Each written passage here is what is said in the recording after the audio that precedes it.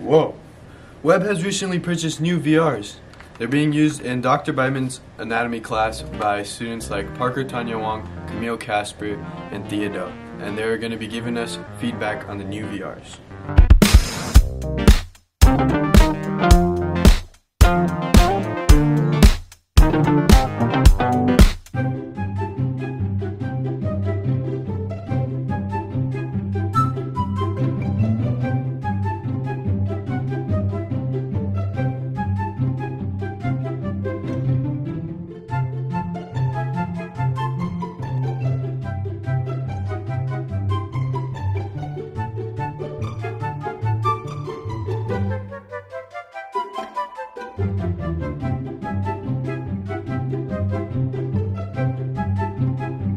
We have also talked with a fellow Webbie, Jack Yuan, about his insight on these new VR headsets and how this will set a precedent for all future Webb classes. Hello, can you please state your name and grade, please?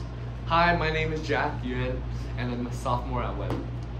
So you have recently heard about the new VRs Webb has purchased? Of course.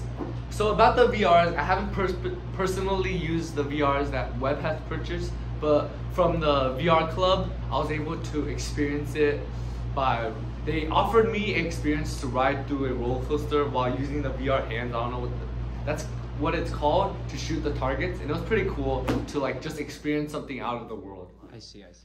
How do you think VR will be integrated into your classroom? Well, I think there's multiple ways. Well, during the COVID pandemic, that would be the best way to integrate VR into the classroom. But now that COVID is kind of a thing in the past, VR can be integrated by, let me think, exploring history through actual lens instead of just reading a textbook. Yes, of course. Do you think that because classes have VR, students will most likely choose those classes? Of course.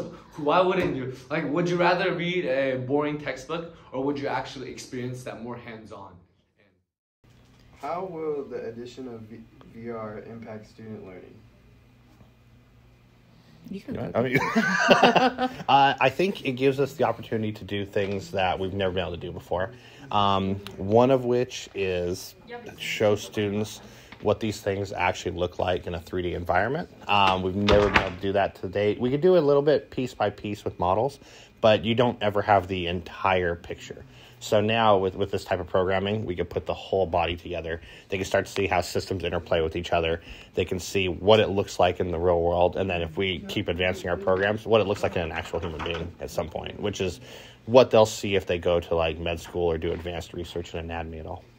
I know if I would have had this as, going to, doing my osteology classes in college, it would have been helpful, because then you could actually just take apart bones for the anatomy part. You could just take apart the bones and actually spin them around and click on them and get information. It's really awesome. So I think it would have been very useful in my college days. I would have loved it. Yes, I know. How do you think this will affect the future anatomy classes? Oh, it changes them completely. Mm-hmm. It allows us to be much more student-driven, which is a huge deal. They get to learn students can learn at their own pace now. They can do things with this that we've never been able to do before. Mm-hmm. They can start to really get deeper into the anatomy at the level they want to be, if that makes sense. So, right now, before this type of thing, they're pretty much all starting at the same level, and then we're working from there. Whereas with the anatomy program, there's so many different facets to it. Now you can start to say, hey, this person's interested in going into med school, so now they can maybe spend a little extra time in their free time looking at these things. Or, maybe they want to go deeper into a certain subsystem that maybe in the past we didn't have time to do. There's all kinds of stuff we can do with this that's really supporting independent learning and personalized education. I think is the big thing. Yeah. As time goes on, technology will get more advanced. At Webb, we plan to use these VRs in the future classes and hope to improve the enrichment of student learning.